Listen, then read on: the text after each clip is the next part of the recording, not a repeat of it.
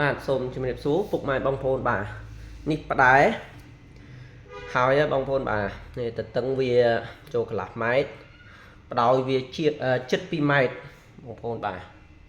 ស្អាតណាស់បងប្អូនបាទជាតសើខ្លួនឯងបងប្អូនបាទគាត់ថាខ្ញុំអ្នកចិត្តក្បាច់ដែរពីមុនយើងចិត្តដោយដីឥដ្ឋចិត្តដីឥដ្ឋអត់បានប៉ុណ្ណេះហ៎បងប្អូនបាទអូបើបានប៉ុណ្ណេះអស់ចាយ៉ាងឥឡូវយើងបច្ចេកទេសនេះខ្ញុំគូតែនៅក្នុង iPad ទេបងប្អូនបាទហើយថ្នេរនេះគាត់ខ្ញុំដាក់ផ្គុំទេតាមពិតយើងបិទទៅចិត្តថ្នេរហ្មងបងប្អូនគាត់កំងយកទៅ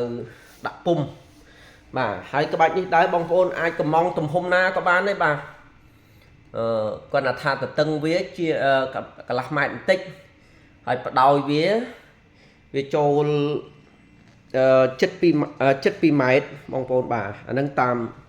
ផ្ដែបន្ទីស្រីបងប្អូនបាទក្បាច់លុះល្អបងប្អូនមើលខ្លួនឯងជាក់ស្ដែងខ្លួនឯងបងប្អូនបាទអញ្ចឹងណាហើយតែយើងគូបានចេះហើយដឹងតែស្រួលវា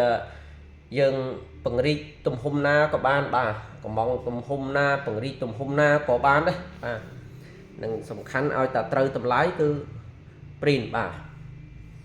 នឹងចឹងបងប្អូនបាទប៉ុន្តែថ្លៃដែរបងប្អូនបាទបើចិត្តដោយដៃក៏ថ្លៃដែរបងប្អូនហើយវាអាស្រ័យទៅលើទឹកដៃរបស់ជាង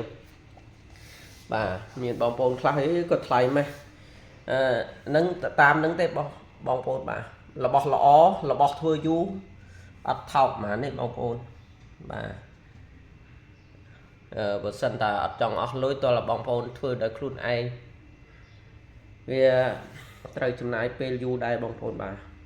ជាក់ស្ដែងបងប្អូនមើលបាទអានេះយើងគូចេញមកបានវាលុះត្រាតែយើងស្គាល់ទម្រង់ហើយនឹងដឹងពីរចនានៃក្បាច់ផ្ដែទីស្រីបងប្អូនបាទគាត់ថាឆ្នៃខ្លះយើងមើលតាមឯកសារវាអត់សូវច្បាស់បាទឆ្នៃតិចតួចបាទ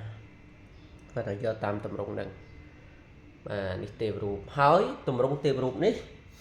អាចបងប្អូនគុណចាស់អាចដូរទម្រង់ឧបមាថាបើដាក់កត់ដាក់វិហារអីយើងអាចដូរទម្រង់ទៅដាក់ជារូបព្រះសម្មាសម្ពុទ្ធយើងកែណាព្រះសម្មាសម្ពុទ្ធគាត់ថាយើងរក្សាបែបតែទម្រង់ក្បាច់ចឹងបាទហើយនេះទម្រង់បុរាណតម្ដងបុរាណអញ្ចឹងអរគុណច្រើនពុកម៉ែបងប្អូនបាទ